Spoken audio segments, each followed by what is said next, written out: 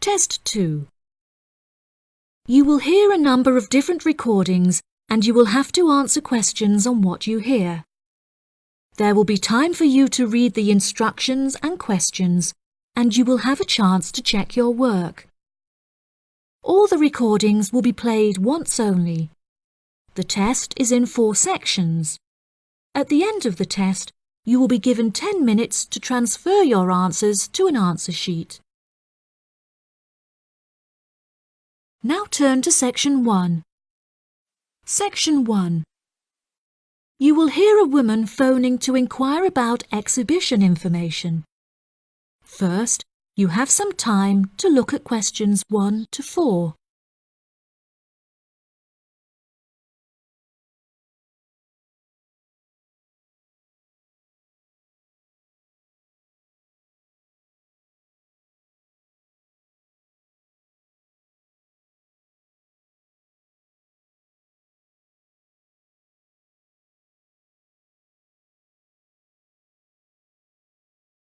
You will see that there is an example that has been done for you. On this occasion only, the conversation relating to this will be played first. Good morning. You're through to the events coordinator at the Birmingham City Council. How may I help you? Hello there. My husband and I are interested in purchasing tickets to the automobile exhibition, but I couldn't find many details about it on your website, and I was wondering whether you could provide me with some more information. Does it open in June? The purpose of calling is to purchase tickets, so purchasing has been written in the space. Now we shall begin. You should answer the questions as you listen, because you will not hear the recording a second time. Listen carefully and answer questions 1 to 4. Good morning. You're through to the events coordinator at the Birmingham City Council. How may I help you? Hello there. My husband and I are interested in purchasing tickets to the automobile exhibition, but I couldn't find many details about it on your website, and I was wondering whether you could provide me with some more information. Does it open in June? Yes, of course, madam. The exhibition will take place during July and will showcase the history of automobiles from the very first commercial car in the late 1800s all the way through to the present day. Is the exhibition open for the duration of July? No, madam. The exhibition will last 3 days, from the 1st of July to the 3rd of July, and then the cars will be taken to another exhibition. Okay. Does the exhibition focus on a certain manufacturer? No, it will showcase a wide range of manufacturers. Wonderful. I'm ever so fed up of going to these shows and only seeing one manufacturer. Are there any opportunities to sit in or even drive the cars? There will be many opportunities for you to sit in the cars. However, some of the cars will only be available to observe. We are yet to be told whether any of the antique cars will be available to drive. However, there will certainly be an opportunity to test driving some of the more modern cars on a purpose-built track. That sounds like great fun. I mustn't forget to bring my camera, or my husband will never forgive me. I'm afraid to say that cameras are actually strictly not allowed to bring into the exhibition. There will, however, be a section where a professional photographer will be available to take photos of you sitting in a car in period clothing. Well, that sounds like it could be fun, but I assume the photos won't be free. On the contrary, one free photograph is included within every ticket, but each photo after this will cost £5. Before you hear the rest of the conversation, you have some time to look at questions 5 to 10.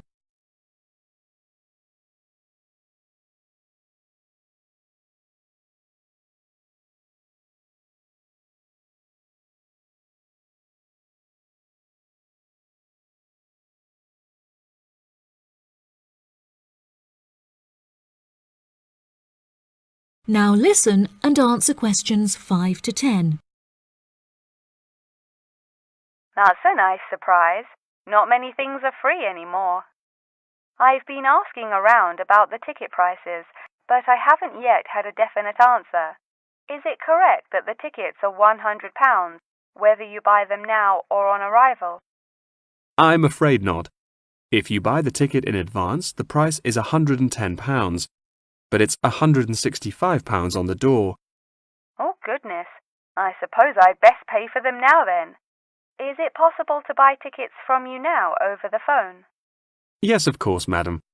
I'll transfer you to the box office manager, Mark Edgeworth. That's EDGEWORTH.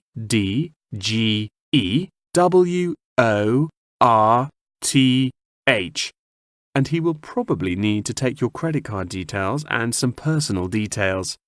Yes, that's fine. Before you transfer me, I just need to ask a few more questions. Will the exhibition be held in the Birmingham Exhibition Centre? I think that's where I went last time. No, madam. The Birmingham Exhibition Centre is currently undergoing some renovations, so this year all exhibitions will be held in the Summer Palace. Summer Palace? I'm not entirely sure where that is. Well, it's not too far from City Centre. Once you're in the centre, you should be able to find signs for the palace. If not, most people in Birmingham will be able to direct you. Neither my husband nor I am particularly good with directions. Is there anywhere I can find this information on the internet? Our website will give you an address. Perhaps you could visit www.directions.com for more detailed information, and they should be able to provide you with step-by-step instructions. Okay. And is this the best way to contact you, by phone? I think the most convenient way to contact us is inquiring online, which is much simpler than having to dial various different numbers to reach the right person. Unless you have any more questions, I'll transfer you now. No, that's great. Thank you for your help. That is the end of section 1. You now have half a minute to check your answers.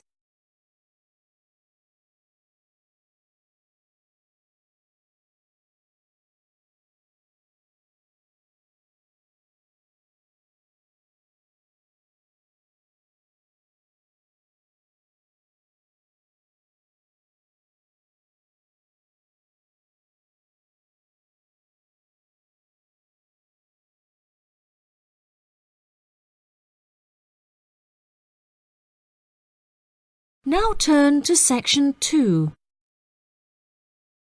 Section 2. You will hear part of a talk given by a member of staff at a hospital. First, you have some time to look at questions 11 to 15.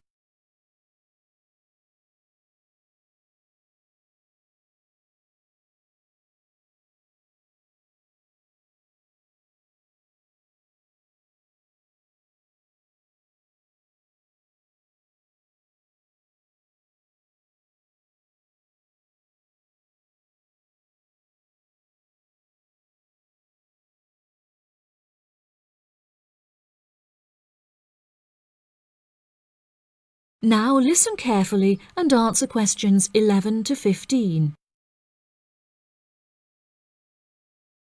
Hello, and welcome to the homepage for the Healthy Hearing Medical Clinic and Surgery, where we'd like to share a little more information about the services we provide and more. Our hospital is one of the leading specialised hospitals in the United Kingdom, attracting the very best healthcare professionals from around the globe. Not only are we a leading medical practice, but we are also the only hospital in the United Kingdom dedicated entirely to the treatment of and research into the curing of hearing loss. Our facilities and staff here are renowned across Europe, attracting thousands of patients a year. Our consultations can number anything up to 11,000 patients a year.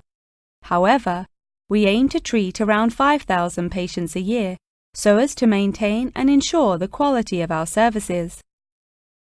Our patients are guaranteed the highest standard of care, as well as the use of our first-class facilities. All patients requiring overnight treatment are provided with their own private room with ensuite facilities, as well as a state-of-the-art entertainment center, which includes a flat-screen LCD television and PlayStation. Appointments with our healthcare professionals can be made at any time during the week, with female doctors available between 8 a.m. and 11 a.m. If you need to see a doctor outside of these times, please visit the Out of Hours page of our website for more information. Our doctors are all trained to an exceptionally high standard and practice a vast array of specialities. Mr. Roberts is a fully qualified ear and throat specialist. Mr. Edwards is a pediatric hearing specialist, while Mr. Green specializes in reversing hearing loss. For more details about our people, please visit the staff members page on our website. During a consultation, doctors will sometimes decide medication is required, for which patients should receive a prescription. There are several pharmacies within the city. However, we recommend that patients use the pharmacy housed within our healthcare facility. Our in-house pharmacy is well stocked at all times. Our products are competitively priced, and our pharmacists are on hand to help and advise from 8 a.m. until 10 p.m. from Monday to Saturday, and from 9 a.m. until 12 p.m. on Sundays. If you require any help outside of these hours, please see our Out of Hours page on the website. Since the Healthy Hearing Medical Clinic and Surgery also functions as a teaching hospital, we aim to provide our students with every opportunity to expose themselves to medicine in practice. Therefore, we would like to encourage our patients to give their consent for a medical student to attend their consultations. If our patients are not comfortable with this, there will be a form at reception where patients will be able to opt out. Before you hear the rest of the talk, you have some time to look at questions 16 to 20.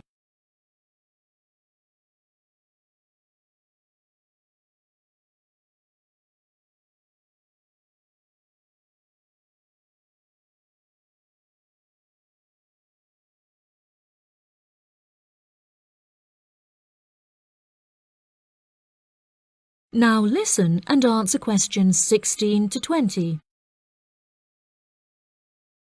Now, please look at the map I've given you of the Healthy Hearing Medical Clinic and Surgery.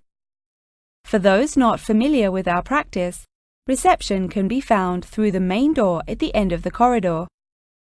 If your consultation is booked with Mr. Green, you need to go through the main door and turn right by the nurse's desk, and his office is at the end of the corridor on your left-hand side.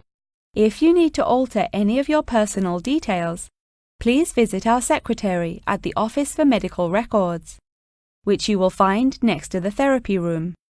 If you're awaiting surgery, please first check in with reception before taking the first door on the right after you enter the clinic. Finally, in the event that you feel disappointed with any of the services we have provided, or have any further questions, please locate our manager's office, which can be found near the Office for Medical Records and between two closets. If you have any more questions about the Healthy Hearing Medical Clinic and Surgery, please do not hesitate to contact us on 01 256 111 111. That is the end of section 2. You now have half a minute to check your answers.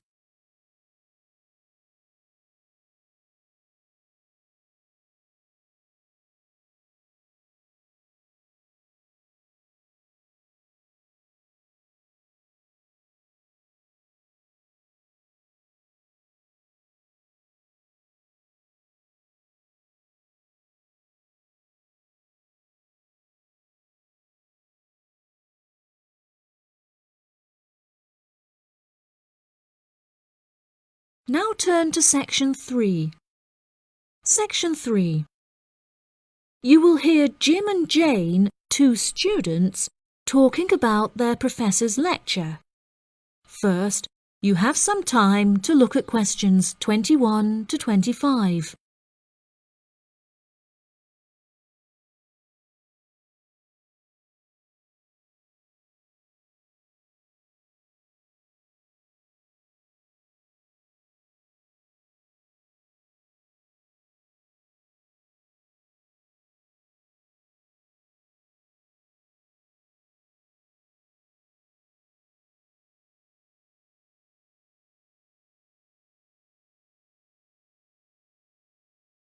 Now listen carefully and answer questions 21 to 25. Jane, what did you think of Professor Morgan's lecture? I don't know about you, but I find it incredibly difficult to believe that light influences the environment as much as he says. I've never seen any journal articles, websites or anything that verifies his arguments. It's stupid. On the contrary, I've seen a great deal of research supporting his argument from a wide range of renowned scientists.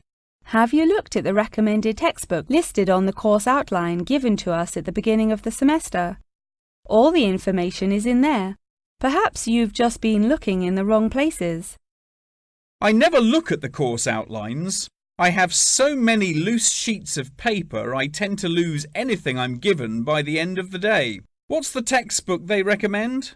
And where can I get it from? I should probably go buy it soon. I'm already behind in the course. Yeah, you definitely should buy it. And our grades are more important this year. It's called The Influence of Light on the Environment. You should be able to find it in the bookshop on campus. If not, they'll order it within 2 weeks. In the meantime, you should read up on Ken Simpson's work. He argues that in order to protect natural habitats, governments should endeavour to turn off lights in cities at night. Well, that's controversial. I doubt any government would be willing to do that any time soon. I imagine roads would become quite dangerous without street lighting. For this issue, Dave Kepler suggests they could just replace the existing lights with more environmentally friendly bulbs. They could even install solar-powered lights. That way, roads will be more eco-friendly while maintaining safety. Although I guess they wouldn't be particularly effective in colder countries, especially during the winter. That's quite a good idea, actually. The price of solar power is supposed to be on par with electricity within the next few decades, and it was on the news this morning. I've also heard that, according to Sharon Gray, in countries with more sunlight, insect-eating animals tend to be smaller in size. Since there are fewer insects, and the remaining insects produced a smaller number of eggs. Yeah, I think I read somewhere that sunlight also has a negative effect on the quality of water, but I'm not sure I believe it. In many hot countries, particularly developing countries, there is a lot of water pollution caused by factories rather than sunlight. Nevertheless, Maria Jackson says that in direct sunlight, the surface of the water becomes more translucent. Therefore, it affects the amount of sunlight that aquatic insects can absorb. Not much research has been undertaken to prove Jackson's theory, but it seems to have been widely accepted anyway. I've never heard of that. I'll have to look it up on Google. The only other theory I've studied is Barbara Swallow's study on how declined insect population adversely affects the frog population. Not that I'm complaining. I hate insects, especially spiders. You have arachnophobia? I never would have guessed. Didn't your brother have a pet black widow spider? Yes, he did, and I hated it. It escaped from its cage once, and we never found it. I had nightmares for months. Before you hear the rest of the conversation, you have some time to look at questions 26 to 30.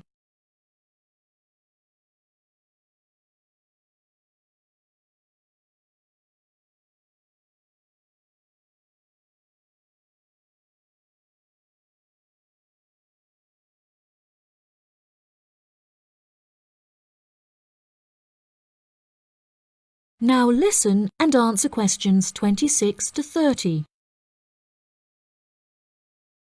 Okay, now I'm getting goosebumps. Let's change the subject. What's your stance on natural and artificial light?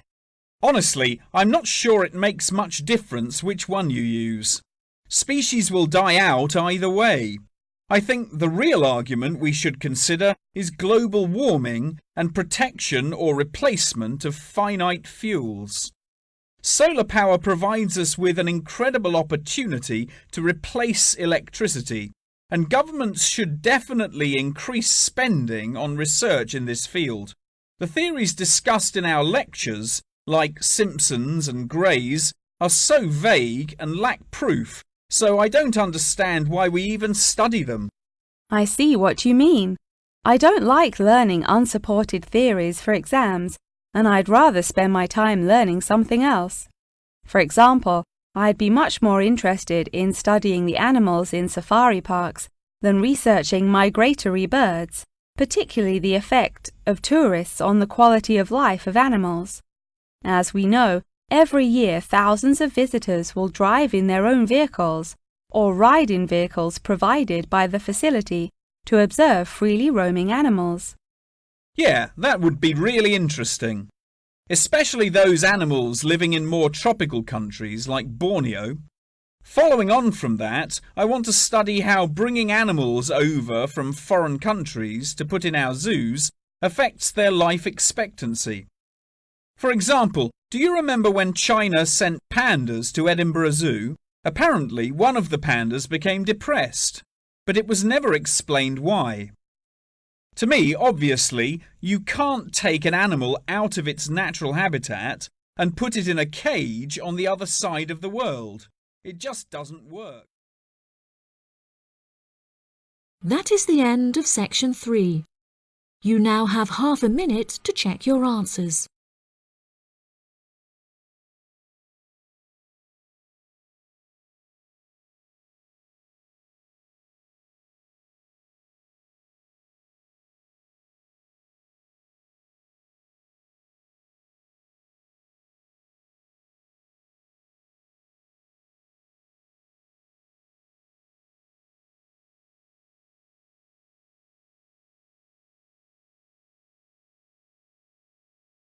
Now turn to section 4. Section 4. You will hear a talk on the history of football in Great Britain in the 19th century. First, you have some time to look at questions 31 to 40.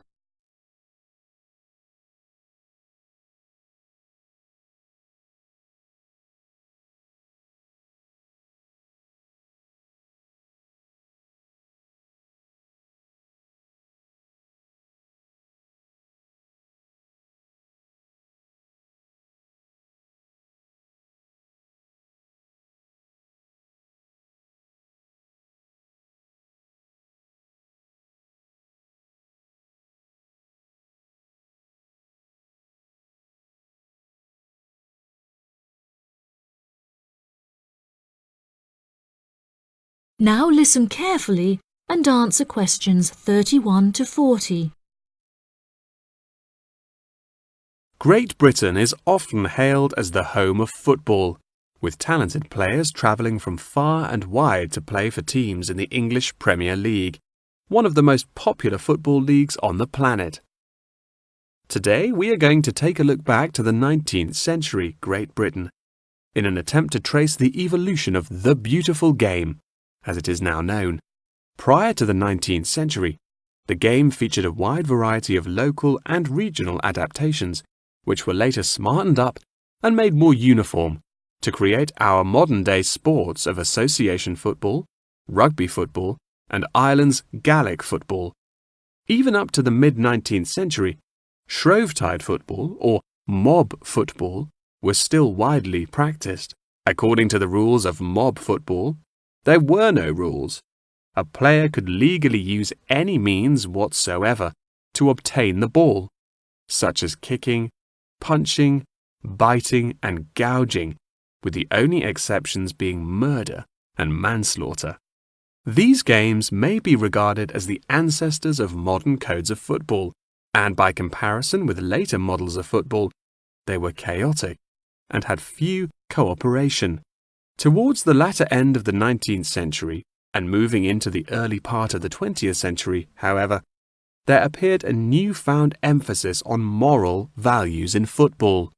Perhaps a more modern example of this can be seen in John Terry's suspension as England captain, following reports of his infidelity to his wife. Furthermore, as mob football died away, there grew a greater concern for players' health and general well-being, with many clubs affording their top players access to frequent medical checkups and treatment. Despite the presence of Great Britain's unique state-funded National Health Service, football clubs are still seen today providing team members with state-of-the-art healthcare facilities, with the top clubs even housing their own specialist doctors and physicians.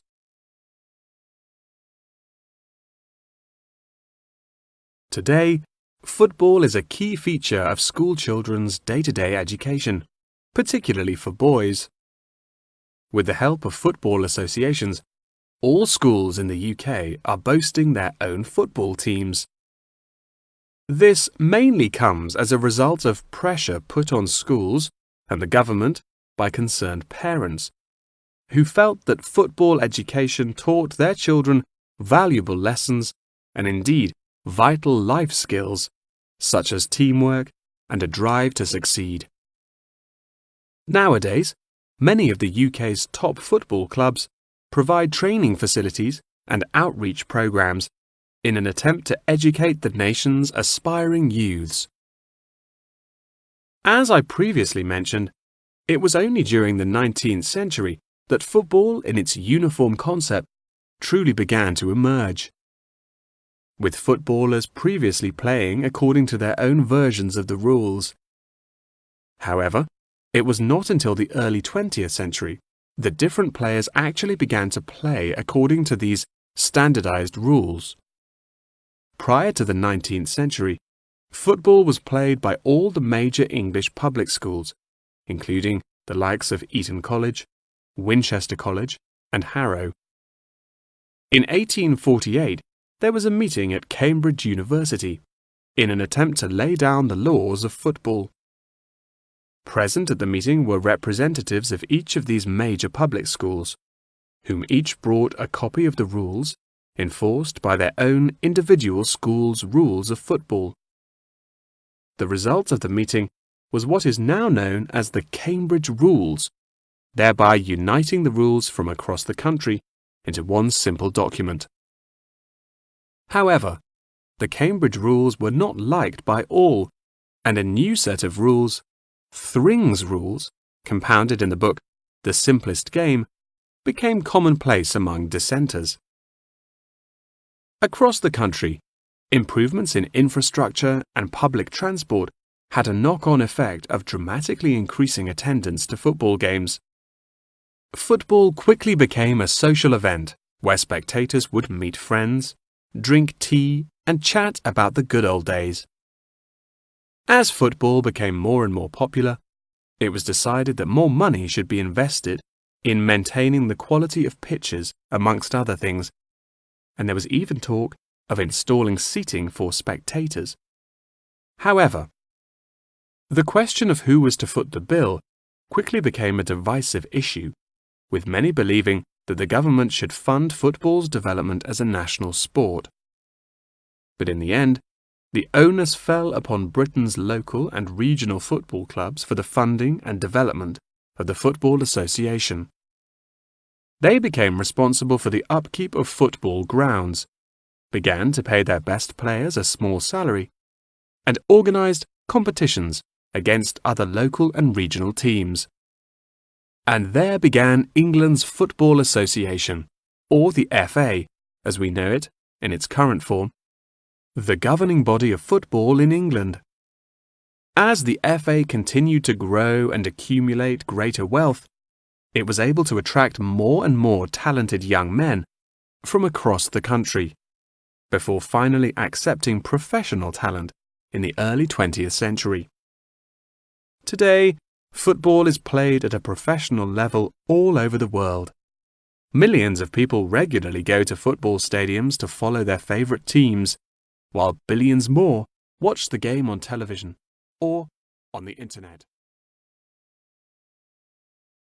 That is the end of section 4. You now have half a minute to check your answers.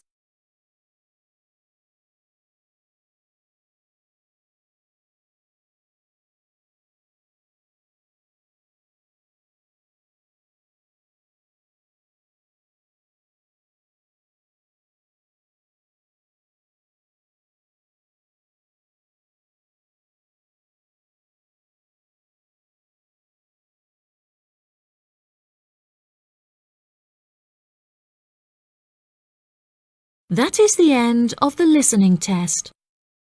In the IELTS test, you will now have 10 minutes to transfer your answers to the answer sheet.